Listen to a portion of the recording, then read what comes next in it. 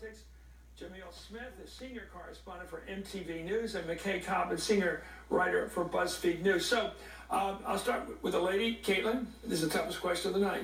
Give me a picture of how Trump is going to govern. What's the government going to look like with the Republican Party, mainly some Democrats, maybe, the media? How does he put together something that can actually get something done? Well, you know, if you don't get it done in the first half year, you don't get it done. Well, I think we'll have an indication in the next couple of weeks and months about who he chooses for his cabinet. If he reaches out beyond his core base of supporters who have been with him the whole entire time, makes overtures within the party and perhaps beyond it. Beyond the Three Musketeers of him. Right, exactly. So that's just an immediate measure.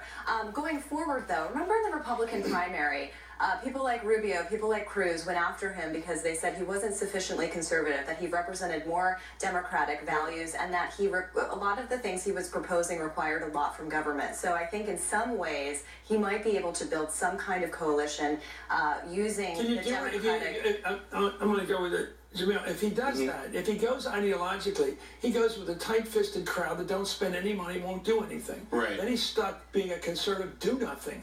Well, I mean, first things... If he does what you say, if he goes on the hard right, doesn't he have to find... Well, let you guys talk. I think he's got to go to the center and find some people that want to make this country great again. Yeah, no, I agree. He'll do that after he undoes whatever he can of the Obama legacy with a signature. And so he'll try to do that first. But I think... You mean like strike off Obamacare without replacing it? Well, that, yeah, definitely. Mistake. Oh, yeah. It'll be a huge mistake. But I think, Paul Ryan, maybe, he'll be close to Trump still because he wants to replace it with his own health care program. So we'll see how that works out. Okay. Here's what I'll say, though, about Rubio and Cruz and all those people who were saying he wasn't conservative enough.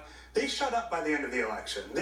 Those people fell in line. And I don't see any indication that they're not going to stay in line with whatever big initiatives Donald Trump as president decides to push. I mean, I don't think he has to worry that much about his right flank. I think his right flank, at least for the first 6 months to a year, is going to be behind him. And I think that he'll have an opportunity to move to the center. This will scare him, but I believe in it. All great demagogues have appeared when they're doing good things. That's why they get to be demagogues. Huey Long down in Louisiana, Perón down in Argentina, Hitler. They start off with these big building programs, right? They start, and people look around and say, jobs, we're all working. The country's becoming modernized. It looks hip, and we like this guy. And then they turn bad. Will Trump try to do that? Will he be a builder? He says he's going to be a builder. If he sits around destroying stuff, I'm not sure he's going to build his approval rating. Well, that's the... Getting rid of Obamacare is not going to raise his approval rating. We have to remember that Donald Trump is coming into the presidency as the most unpopular person to take office. I mean, Hillary Clinton was going to be if she would have won to. So that's an initial hurdle. But when I'm talking about him not being conservative enough, I'm talking about the idea that he does have an appeal to some Democrats. There is talk, of course, Nancy Pelosi mentioned this today, infrastructure projects and that sort of thing. If he can seize on that and build on that and try to talk about the American economy, the American worker, and try to make the party about that. What's the American worker want? He wants a good salary to work 40 hours a week. He doesn't want to die. He wants to make a good salary at a job that he's proud of, comes home sweaty, has a beer, and says, look what I did. I made a lot of money this week. And also that guy is a Reagan Democrat. Right now. Well, he's a Trump voter in many cases. I mean, Reagan Democrats are just Republicans nowadays. So I think, he wants a job that he comes home but also that's stable. That's going to be there. That's going to not just be some 6-week gig, that they're... I agree. They want something that's stable. And that if he launches the kind of infrastructure that he's talking about and can pay for it, then maybe that actually will happen. You know what I do? But I ain't going to get to do it. I'm never going to get to do it. I'd take that map of red and blue and I'd unite it with a rail line system across the United States. I'd reintegrate this country so it wasn't flyover country. That 3/4 of it weren't ignored by the people flying from New York to LA every week because they couldn't have to take a train and actually see there is a St. Louis, there really is a Cleveland, there really is a Kansas City. Put this country together the way it was once united by guess who? The first Republican president, Lincoln.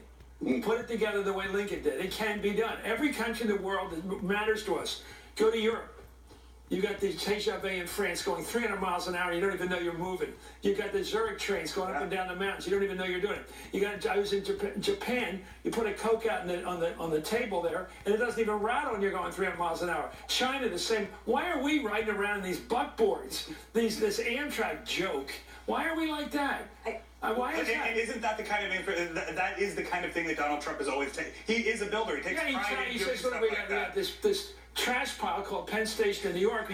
As one end, you arrive in New York not like a prince, but like a rat. You climb yourself out of the Penn basement. Station great again. Like LaGuardia, right? South Africa. They got a beautiful airports down there, in Joburg. What do we got? LaGuardia. Anyway, just talking in line. I know I sound like I had the answer, but my answer is jobs. I sound like the guy in Kevin Spacey. America works, but it works. Let me ask you about the Democrats. All three. You start again. Yeah.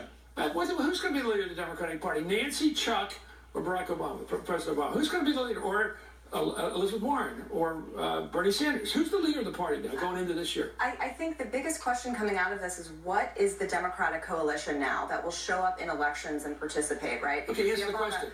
Well, I think you were mentioning earlier that President Obama could use his post-presidency to campaign on his legacy and build up the party in a way that no other Democrats have been able to. Elizabeth Warren will play a certain role within the Senate as the person that keeps the progressive. Well, agree. I think Barack Obama is right now the leader of the Democratic Party and will be going into. He's extremely popular, and that matters. The country likes him. Well, thank you. That is, he's leaving on a high. Anyway, Caitlin Huey Burns, thank you, and Jamil Smith, my friend, and thank you, McKay Compens.